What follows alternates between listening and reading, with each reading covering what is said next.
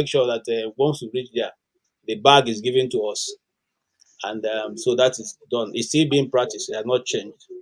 Um, as for the media, you see, the Nigerian media unfortunately suffers a lot because in the first place, I know some media houses where fellow journalists are giving their when they give you the ID card, they say this is your meal ticket.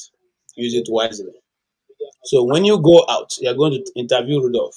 If Rudolph not going to give you the money to take you back, that interview when you finish it, you put it at the you put it away. You know what you call a KV, keep away, because it doesn't have any return. But when you interview OVA and OVA gives you something in return, you make sure that based on what he has done, if it's good enough, it can to be in a very strategic place in the paper where it to be heard. Now that is how some of the media people are surviving. In fact, to be a journalist in Nigeria, first of all, have to praise them because you cannot be going to work when you don't know when you'll be paid. At the end of the month, not many of them are paid. You just have to wait until money is given to you, except those ones who work in news agency of Nigeria who get salary on daily basis. The ones that work in private companies, which is the one that actually are giving Nigerians the news they need to hear. Not a lot of them get paid. Not a lot of them get paid on monthly basis. Some of them even have to go out and look for adverts to put on their program, and from that advert payment, they are paid. I'm just telling you how the system works because I have been there. Now you go out when you get an advert, somebody agreeing to advertise on your program, and then from that advert, you pay yourself or you are paid. Okay, most of them pay themselves. They say, "Oh, this is my salary. I don't collect my salary. See, now the one will remain for now. You pay it in." Now, why is that? That's because again, the media house don't make enough money. Okay, government is more concerned. The only reason why some of them are even surviving to this point was because now nobody watches NTA. Before NTA does all the coverages, and so once they go to NTA and broadcast, they believe that every Nigerian will get it. But because NTA has lost out in the power and in fact in programming, now most people watch private news outlets, so they are now forced to go. And each government choose their own, the one they want to patronize, the one that talks good about them. And in the recent time, it has been channels. Remember, before now, channels was the one we used to praise, but eventually John Momo got entangled in the APC web and became the chairman of the Nigerian Broadcasting Commission. And since he became Nigerian Broadcasting, so he had to tone down. They toned down. In fact, even if you are a follower of channels, you have known when they tone down on their aggression towards asking the right questions. Especially, I know when what's the guy Chamberlain and his team were being harassed, by the DSS, because at that time, Chamberlain was, quite hot. He asked all the questions you need to be asked. He doesn't play around with it. So now that gave rise to Arise News. Before now, Arise News, not a lot of people go to Arise News until Ruben Abati and the team came in. It was Tundu before, Ruben Abati, Tundu and Husseini.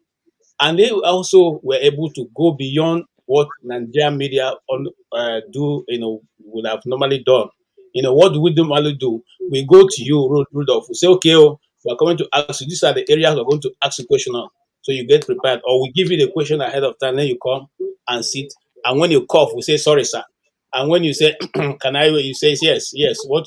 So you go and edit. When you finish acting, say, let me see what you recorded. You see, I don't like that part. To remove it.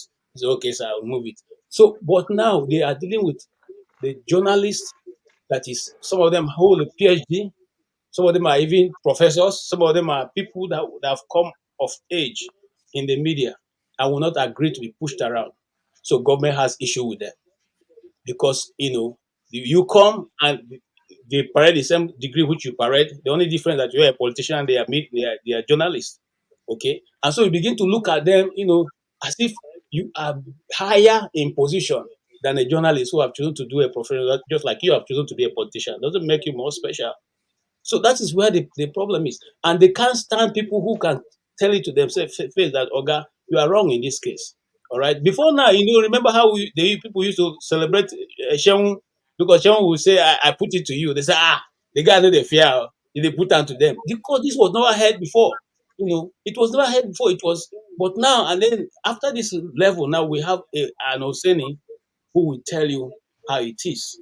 Okay, it's not everything that Oseni says that I actually agree with, especially sometimes when he takes a position against the Igbos, because, like I said, those are sometimes they use a very wrong analogy. All right, but they are doing what is expected of the fourth realm of the government. Even though in Nigeria, the government do not understand that the media is the fourth realm.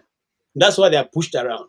That's why there's no subvention for them. That's why they don't even care. I mean, whether you are asking the right question or not, they don't think they owe you that explanation. Unlike the Western world, where a question is asked and you have to respond, okay, because you know that you owe it to them. That's the purpose of which they play. Unfortunately, like I said, it's not getting better. Okay, because if in the whole of the Nigerian population we can only count on our fingertips media people, personalities, not even houses, that can be able to stand and ask the right question, then we have a problem in our hands. And that's what is going on right now in Nigeria. Ayo, yeah, Ayo, when she started, she was a bit distant, but she has come of age. I mean, so quickly also. All right. And sometimes the question she asks is even beyond what Ruben and combined with Fire would have asked. She just goes straight and picks the target and hits at it. And, even when Dr. Abati do not agree with it, or have taken a different stand, she's not afraid to take her own stand, which is totally different from what he had. And I think I praise them for it. And I hope that they don't change, if the system will continue to allow them. And like you said, majority of the houses, in the media house in Nigeria, are owned by politicians. And most times, like you already know, those news are written in alignment with those political stands of the owners. Thank you. All right. I'll come back to Chima.